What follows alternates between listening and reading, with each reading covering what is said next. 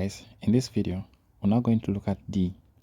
Here, we're now trying to determine the frictional force at the top of the wedge and at the bottom here. So these are the two that we're trying to determine. Of course, the direction here is going to be at the top, we can place it to be something like that. At the bottom, we can also place it to be something like this. Okay, so we want to try to determine what these two are going to be. So that is going to be for D and for E. So let's start with D first. So to determine what the frictional force at the top of the wedge is going to be, we need to draw a free body diagram for the rod here, or for this beam. So we need to draw a free body diagram for this shape. Now, like we did in A, we're going to evaluate moments about point A, which kind of switches off what is happening there. So that the reaction forces at A will not be considered. And again, the assumption is that this beam is slim, so that whatever is happening, all the forces that are going to be coming horizontal will not have a rotational effect. So if we do that, let's get this and let's look at it from here. Okay, so if we look at our object, if we're taking rotations about the point A here, let's look at the forces which are present. Well, we still have the weight that we determined in the first calculation, so that weight is still here. We use the exact value that we found earlier. And then apart from that, here we have the wedge setup. So I'll draw it a little bit bigger, but in this case, we really don't want to focus on the wedge itself. We'll focus on the wedge in the next for part E. But the wedge was here. So this is where it was something like this. So we know to say at this particular point, it is going to be a reaction, some form of a normal. And that reaction is going to be perpendicular to the surface of the wedge. It's going to be acting onto our beam. Let's call this the normal NB. Now, what is happening here? So now we want to remove this wedge. You see, the force of friction on the wedge will be such that it's trying to prevent the beam from more like sliding downwards. So of course we can guess, you just guess these directions. If they come out to be negative, it means that they're in the opposite direction. In this case, of course, my assumption is going to be that the frictional force at the top of this wedge is going to be such that it's gripping this object, preventing it from sliding downwards. So the force of friction is going to be going upwards like that. That is when it is acting on the rod there. So I'll remove this wedge because I just want to see what it is doing to the beam, not to the wedge itself. So I've put its effects on the beam there. So this is the frictional force due to the wedge acting on the beam, just at the tip of the beam there. Okay, now with this in mind, how do we find this frictional force? Well, we know to say when it comes to frictional force, it can be related to the normal through its coefficient. I think we've done this a number of times. Frictional force is equals to the coefficient of friction at that point multiplying the normal force. In this case, it will be normal force at B, which is NB. Okay. Now, do we know the coefficient of friction at that point, at the top part of the wedge? Let's check it out. Guess what? We actually do. Somewhere here, the question did specify that the coefficient of friction between the wedge and the slab beam is this. So this was given as 0.83. Okay, so this is, sorry, this is not 0.83. Let me just check the original value there. The 0.83 was for the one on top. Okay, so for these calculations, the value that we're using is 0.11. So depending on the value that you have, you can use yours. So here it's going to be 0.11. Okay, so meaning that when we draw our free body diagram, I can actually write this as my force of friction on top of that wedge is going to be 0.11 multiplying NB. So to find the friction on top, all I need to find is what NB is. Now to find NB, I'll just take moments about B. But of course, again, we see that we need the vertical part of NB, which is the Y component. Now to find the vertical component of NB, we know to say we have to know first the vertical part. This is the component we want. We need to find this angle here. And from our studies on inclined planes, we know to say if this is not like that. Let's say we have a vertical line like this. And then we have a line perpendicular to the surface of the plane like that.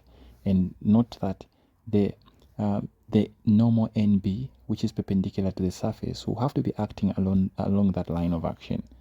So the angle that is here we know to say this is going to be the same as the angle of the wedge here, theta, which is this. So we're going to use this angle to actually find what the perpendicular is going to be here. So of course, we're going to create a right angle triangle. We can even do it like this. So at the horizontal component, we know to say it always goes down like that, and the vertical component goes down in that, along that axis. No, not like this. That's right. Okay, so the way I drew it, we're trying to, it's for the other scenario where we're coming from vertical, taking it into the inclined plane. In this case, the vertical component will have to be something that is more like this, horizontal like that, and the vertical component, which is the one we're looking for this time around, is going to be the one that is this side. Yeah, now we get exactly where it is. So the vertical component will be going upwards like that, and the horizontal component will be going in that manner. So this will be the horizontal component.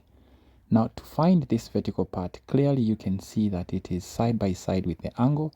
So we're obviously going to use cosine there. So this vertical part will be given by NB, and then cos the angle there, which is theta. Okay, now let's find what our theta is. Yeah, that's the angle for the wedge. So let's see, the angle ABD is that the wedge angle. Look at that, the wedge angle is, let's just be sure of what that angle. Okay, this is 30 degrees. So for our question, the wedge angle is 30 degrees. So that is what we're going to use there. Okay, so when it comes to this, we see that the vertical part, the vertical component is going to be given by NB.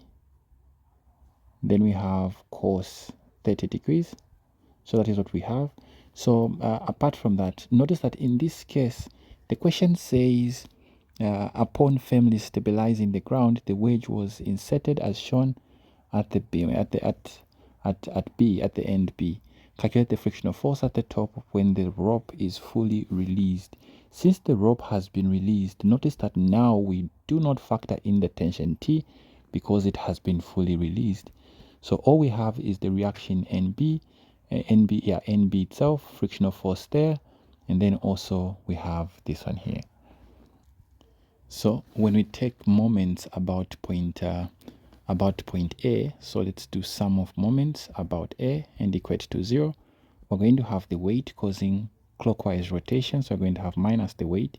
And remember, the full length from here to the end point there, that was 36 meters.